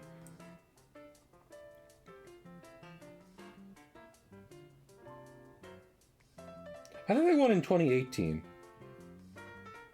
They not. But anyway, it was still really fun to see when they got a bit in Citizens Bank Park. They got a big like marquee neon sign of the Liberty Bell because it's Philadelphia. And when they get a home run, it goes crazy. So that was always fun. 2018 was Boston. Damn. Did they make it to the World Series? Is that what? I know they made it to the World Series not too long after 2008, like a few years later, and then they biffed it. So, Lord. When the Phillies won the World Series when I was a kid, everyone I knew was fucking stoked. My parents woke me up to yell. It was crazy. Alternatively, as much as there's been some real junk in life as an adult, when the Eagles won the Super Bowl during, I think, was it like 2 years ago at this point? The one with the Kendrick Lamar halftime show. Everyone was pretty happy. I don't like football. And even I was pretty happy that happened. And then they biffed. The next year, I knew. They were the Super Bowl champions, came back the next season. Everyone was like, brother, what happened? So.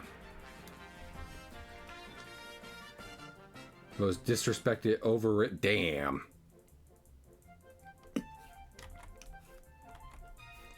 Yeah, that was I mean, I don't put any stock in that, but everyone was definitely hyping him up when the Super Bowl came around. Definitely less so now with what I had just said in mind. So.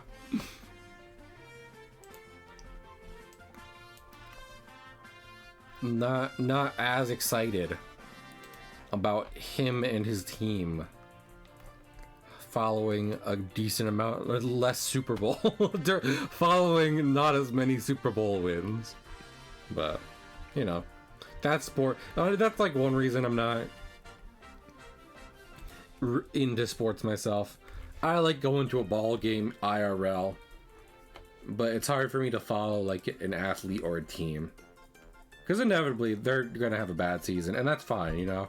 That's part of having pride in your city and the team you've grown to love.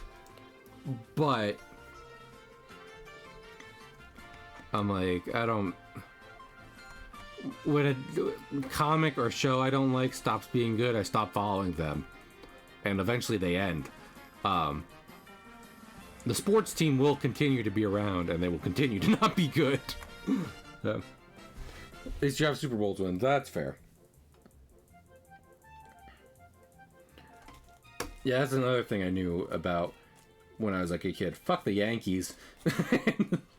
And the Giants. New York, you give it a rest. We get it. You have 1,000,000 championships. Must be nice being one of the biggest cities in the world and having just the cream of the crop picked for well, hold on, Trump.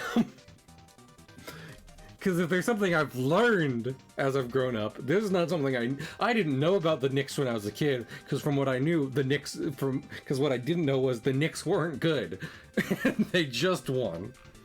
Let's not. Okay. Like, listen. Okay, I can state the obvious with the Giants and the Yankees, but like the Knicks just were okay. They had their first W ever. They're insufferable fan. Damn, I shouldn't have started this with Trump. I've unleashed a monster.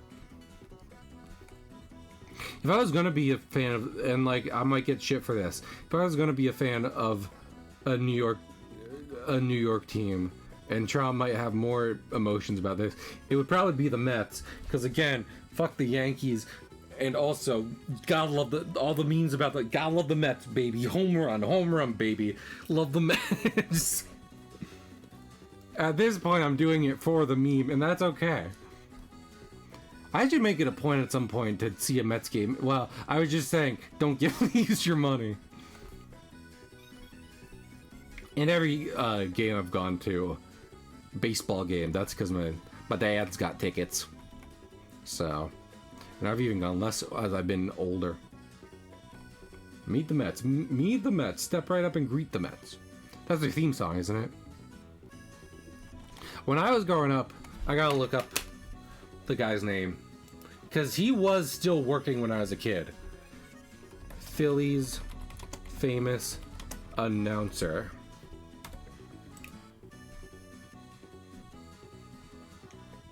Who was that guy? Do you know what I'm talking about, Trom? I think you literally just said top 10 Philly sports announcer. Harry Callis. It's right here. It's an autocomplete. He was. When did he die? 2009. I think he was still broadcasting when I was a kid. I remember hearing him on the radio. Yep, there he is.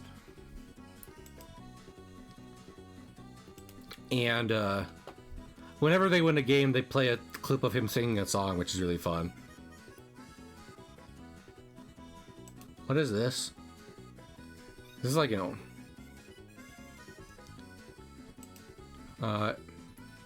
also, was he a singer just in general? Harry Callis. Rubber tree ant. Oh, high hopes. That's what it is. High hopes he had. High hopes he had. High apple pie to the sky hopes. Yeah, they play that after every game. It's a good song. Archer Tropics. Oh, yeah. I mean, yeah, I'm not... I try to be... Those are... I will say, like, sometimes some, like, you know, memes and internet jokes, they're kind of just poo-pooing on fun things. Just cause. I am very grateful for how aware, you know, the internet has helped made me about my place in the world. Like, as an American, I wouldn't expect someone, like, if I go to, like, India or something on a trip, I'm not gonna expect anyone there to know anything about America, or let alone New Jersey. You know. In fact, I wouldn't even say as much as I love saying I'm from Jersey, I'd probably just say I'm from America. Unless I was visiting England, in which case I would say I'm from Jersey in case they get me mixed up with like Jersey in England, which I believe is a thing. I gotta look it up. Isn't it like the Isle of Jersey? Isle of Jersey. Jersey. Bailiwick of Jersey. British Crown. Yep, there it is.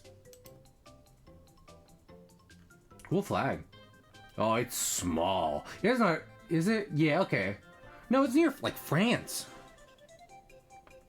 Tiny little thing. But yeah. It's good to be aware. You know? I mean, unironically. And this isn't me trying to be on a soapbox or anything.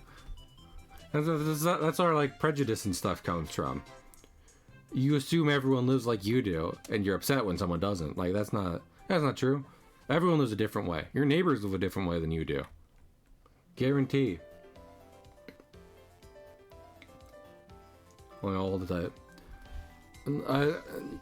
When Deja saw Disclosure Day and said they liked it, I was like, you want to know something? Sometimes it is good just to see like a regular ass Hollywood film, especially when like a lot of Hollywood films seem not to be doing it, you know. And that's what I'm saying with these sports announcers. Where it's like sometimes old things are good. We've all gotten used to a lot of old things being bad at this point. It's nice when they're good sometimes.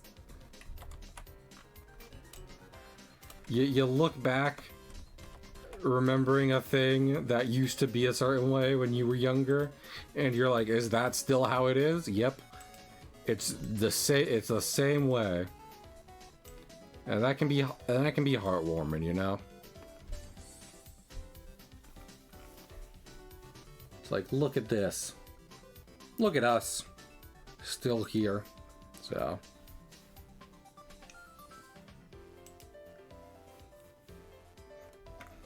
I was thinking of full awareness. Hollywood was never like good, but there's a part that makes me sad that it's not like in the cartoons I'd watch growing up, you know? Like, you don't like Roger Rabbit, like that. It's never really been like that. And even if it was, it hasn't been in a long time. But now it's not even like that a little bit, because like I said, VFX effects and what have you. So. They don't even, well, I guess they still have sound stages, because that's where they do the VFX effects, but. It's not the same. It's not the same as like Disney rolling, like, you know, actual Walt Disney. Being like, okay guys, let's get a 20,000 gallon tank of water, put an animatronic Kraken in it, and then have one of our actors go up and fight it with a spear. They don't do that anymore. There's someone in a Discord I'm in who was talking about Henry Harrahausen. I can't pronounce his name. Henry Harrahausen, I believe that's it. Guy who did a lot of stop motion for special effects back in ye olde days, and like some of those look much better.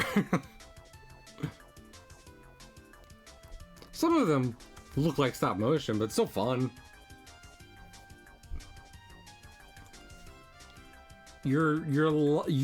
Someone's lying to themselves if they're like, CGI, it looks like real. CGI is real. It looks real. I really believe that there's a monster fighting fucking Keanu Reeves right now. No, you don't. At the very least, with practical, even if you're like, well, that looks fake. it's still like, it looks fake, but it doesn't look like a real, it doesn't look, you know, it exists.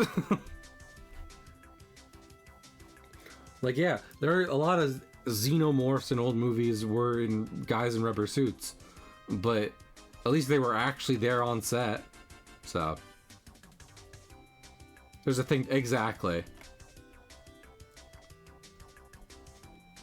The worse the CGI is, the more you're aware of the fact that there's nothing there at all.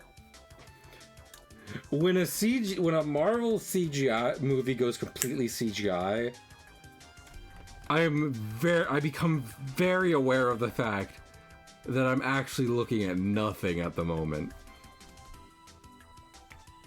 At least in animation, like, in animation, that's the whole thing. It's all a work of fiction, you know. And I've been saying this since I was a kid. It's all a work of fiction. All of it's, you know, in one style. But at least then it's consistent. And on the other side of the spectrum, even in like Kamen Rider and Power Rangers, like, first off, some of those suits are real good. That's why I keep saying I need to finish Tokuger. I should. I really liked what I watched of Tokuger, including the monster designs. But, like, yeah, some of the suits are very silly, but at least it's a real thing in front of a person, and you know it's a real thing. That kick that just happened, that was a real kick.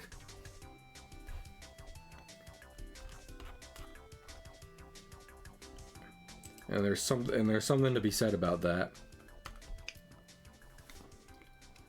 Yeah, I might be aware it's a costume, but it's still like a cool ass costume. I get to see run around Japan, so I don't know what city they film in.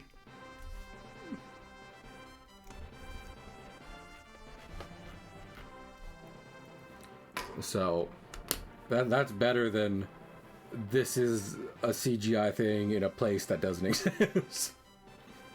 I've been on my soapbox too much this stream, I apologize. I appreciate anyone who stuck with me during it. I'm going to go get some things ready for work tomorrow. And I do go in later, so I'll probably lay down and play some Gravity Circuit. Keep trying that out. I'm gonna raid Calvi, who's playing 007. So I hope we're mixed. Bad early CGI. Yeah, I was Kuga. I was the other. Let's see. The only Tokuyatsu I've watched all the way through so far is Gokaiger, which I liked a lot, but I wish had more episode. Like, a lot of episodes were, and like, it was the point because it was an anniversary season, but a lot of episodes were basically treated like crossovers with older properties, and that's fine. But the stuff that was like solo, I thought was really good. So I wish that had been more of the show. But regardless, did like that. It's just there's so much of it, and there's a lot of Tokuyatsu. But Kuga's another one I've watched a little bit of because it's all on YouTube. And honestly, I think the monster designs in that are a bit weaker, and there's some bad CGI. But all in all, it's still like, this is fun. The character dynamics between the main characters, I would say, that I was like, oh, this is where it's at. This is the real stuff right here. So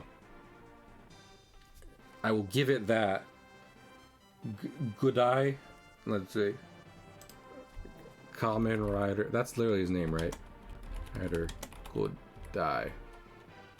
Yeah, and Ichijo's the detective. Yusuke Godai. Yeah. Yeah, those two are great. I think they're cool. Anyway, let's read Calvi.